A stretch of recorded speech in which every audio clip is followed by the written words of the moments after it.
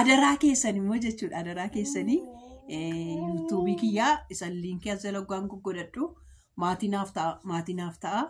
Adaraa Oromummaa dhaqaati maatiinaa ta'a. YouTube inni kun adabbii 3 qaba waan ta'eef jechuudha. 3 qaba. Tokkotti dabalameenna harkaanaan ofitti fide jechuudha. Harkaanaan ofitti fide harka kootinaan ofitti fide namaa miti annatti fide harkaanaan irra ofitti fide waan ta'eef jechuudha. Adaraa keessanii isa sanii dhaqaatii maatiinaaf ta'a. Tole. Ashamaa akkam jirtu fayyaa keessanii nagaa keessanii nageenyeef araarri waaqayyo lafuma jirtanitti isiniif haa baay'atu. Har'a keessattuu yuutuubarootni wanti taatan jechuudha. Warra yuutuubarootaa ilaallata jechuudha. Maaliif warra yuutuubaraa ilaallatanaan jettanii amma jechuudha kan xiqqoodha amma guddaatti nama tokko lamaa miti jechuudha. Xiqqoodha amma guddaatti yuutuubii xiqqoo isaa qabaatanii yuutuubii guddaa isaa qabaatanii yuutuubii maal kamusaa ta'u jechuudha. Seera haaraa baasee yuutuubiin jechuudha. Seera haaraa baasee seera haaraa san immoo maal baasee hojjettanii waggaa jechuun hunduma keessan jechuudha. Imeelii keessan keessa galaa tolaalaa seera haaraa inni jidduu kana 2025 jedhee baasee nama hundaafuu imeelii ergaa jira. Eenyuuf jechuudha.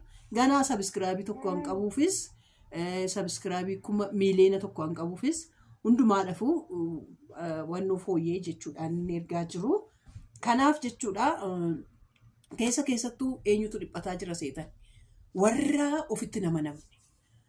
Miidiyaa gurguddaas ta'anii warra ofitti nama namne jiru. Miti ofirraa maddisiisanii an ofii isaaniitti mataa isaaniitti uummatanii warroota hin hojjennee fi isaanitti bo'oo mataa guddaatti ta'a.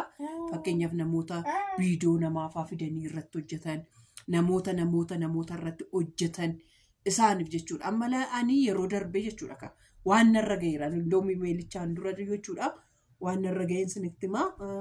Ijoollee matittiin naa guddatte itti bara. Hiikkataatii odumaan hiikkadhu natti dhufee jennaan sinii taasa'u dhufee maal ofii keessanii uummadhaa jedhe. Ofii keessanii uummattanii sagalee nan keessan viidiyoo nan keessan tambineelii mataa keessanii godhadhaa ishee tambineelii mataa keessanii jechuun an sin uummattan tambineelii sin uummattan malee tambineelii namaa akka hin godhanne. Maaliif afuma kootiyyuu yeroo darbee fayyoo fi sabboontu irratti hojjedhee akkatti viidiyoo gisee 4 narraa buusisee argitanii viidiyoo 4 buusifame seera jechuudha. Nama tokko irratti deddeebitanii hojjetina. Fakkeenyaaf tambineelii nama baay'ee fudhattanii namoota miidiyaa kanarratti bebbeekamoo ta'anii ofuma keessaniif of beeksisuu akka barbaada jechuudha. yuutuubiin akkuma ofii keessaniif tattaafattanii namni sin ilaalee sinuma sin jaalatee akka sin bira dhufu seera haaraa baasee jechuudha. Kun sin qofaaf miti nama hundaaf jechuudha kan bo'oo mataan itti ta'aa jiru baay'ee bo'oo mataa yerootti ta'edha jechuudha. Tokko wannoo iyyuu ta'e jechuudha amma fakkeenyaaf artifishaalee nama dhufee jira miti amma eebbaa fakkeessanii warroonni suura kofaaf sagalee kofaa fudhatanii anatti fakkeessanii hojjetan jiru miti ofii isaaniitiin ansaaniitiin akka uumu barbaada jechuudha. Ofii isaaniitiin akka uumanii ofitti fakkeessanii amma fakkeenyaaf mata dureetti kennitu ani mata duree eebbuu jedhee on itti kennee ani eebbuu fakkaatti eebbuu akka dhufu jechuudha. Lammaffaa ijoollee irratti sadaffaan wanna nama sossodaachisu fakkeenyaaf an akka shugguxiifaa ta'uu danda'a rukuttaafaa ta'uu danda'a. Rukuttaa namni ogaa warra rukutuu jechuudha amma fakkeenyaaf wannoodhuma fakkeessitanii waan suukanneessaa kun duriyyuu jiraa ture amma itti cimsee fide malee jechuudha. Dhiiga irrattis cimsee fidee horii ijoollee wantoota kanarrattis cimsee fide. Mataa keessanii fi mataa keessan of danda'aatii ofii keessaniif uummadhaatii hojjetadhaa an jedhu fidee adaraa keessan kaa warroonni yuutuuban Godha jechuudha kan nama barbaade jechuudha. Maal sinirraa godha monii sinirraa kaasa akka beeksisni sinirra dhufne godha. Kanaaf iyyuu adabbii jechuudha mataa keessanii akkasiin maddisiifattanii hojjettan akkasiin mataa keessanirraa ofirratti hundooftanii hojjettan siniin jedha. Kana imeelii keessan keessaa warra afaan Oromootti jijjiirratanii dubbisuu dandeessu. Afaan Ingiliffaattis afaan Amaariffaattis warroonni dubbisa isaa Ingilifficha jechuudha. Hunduma keenyaaf erga jechuudha. Kanaaf sirriitti dubbifadhaa sirriitti ilaalladhaa yaa ijoollee keenya. Waan odeessuu barbaadan tambineelii ofuma keessan ofuma barreessaatii ofuma keessan of hojjedhaatii jechuun waan tambineelii fi waan irratti haasa'ame sun wal fakkaachuu qaba jechuudha. Waan hunduma isaa orgaanikii kan ta'e jedha jechuudha. Achirratti afaan Oromootti jijjiirradhaa too dubbisaa. Imeelii isaa jechuudha afaan Oromootti jijjiirradhaa dubbisaa. Kuni eenyuufuu kaa'u miti amma haadha eebbaa ishee caccabduu kanaafis warra gugurdaa Abeel Biraanuu dabalate jechuudha. Oodiyoodhaafis viidiyoodhaafis kun orgaanikii sagalee keessan isa beeku isa yuutuubii isinii beeku kana baasee jechuudha. Reefu torbee hin geenye bara guyyaa sadii moo guyyaa lama eeganuu erguutti taa'ee achi immoo warra immoo deebi'ee beeksisa amma fakkeenyaaf ijoolleen tokko istiidiyoo keessan keessa galtanii gara koomantiitti gaafa gad harkiftan birriidhaan isinii beeksisuu hin danda'aayii jedhee isin gaafataa jira. Isas oonii godhadhaa ishee daneedha dhaqaatii bakka samaawwii tuqaati ugoonnoo godhaati isas dan godhaati ibsadhaa isiniin jedha. Waan uummataa keessanii kun akkuma kanatti akka heebbuu isin jedha. Sagalee yoo dhageenyaan ofii afaan keessa jira waan ta'eef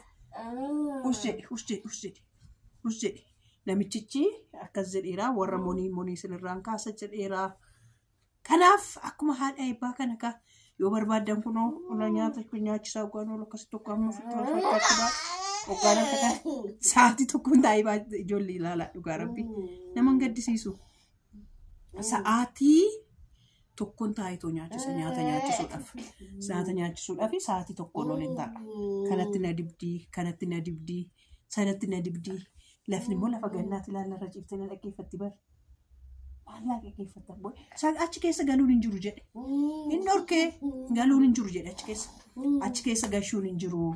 Ijoolleen gashinaa ijoolleen dhugatti ijoolleen gashinaa horiin gashinaa sareen gashinaa dheeraa seerota hedduu baasee. Kanaaf of eeggannoo guddaa godhaa.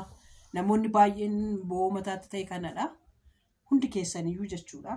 Galaatii imeelii keessaa ilaalaatii waan sirreeffachuu qabdan sirreeffadhaa. Tambineelii jijjiiruu qabdan jijjiirradhaa. Warroon nama fakkeenyaa fi tambineelii ol fakkaataa fiddan. Tambineelii ol fakkaataa jechuun viidiyoodhuma keessan ta'e irra deddeebiidhaan feetan. Anuma keessan ta'eyyuu viidiyoo irra deddeebiidhaan fe'amu. Viidiyoo anasitti fe'ee gara biraatti deemee too fe'amu. Wantoota akkasii kanarratti sireessi ta'e bakka namichi abbaan yuutuubii siniin jedha akka babbareedduu tokko qaqqaaluu tokko. Kanaaf of eeggannoo guddaa godhaa. Warroonni keessattuu akka koofaatti akka dadhabneefaa guddifanne of eeggannoo godhaa. Warri kaanillee beekamtii isaaniitiin warri guddifatan warri maadhaan guddifatanillee waamti monetaayizeeshinii kaasaar ciraan ilaa an dhiigaa an horii waan nama dhiphisu tokko waan qara qabu tokko yoo ta'e fakkeenyaaf yeroo darbe dhaabadhee shittoodhuma akkas godhee bar shittoodhuma nafuufee sagalee gixxim godhee qabee akkatti na qabee argitaniitu. Innis teenyituma ol ilaallaa jirra viidiyoo sanfaan akka amma ammaattiyyuu.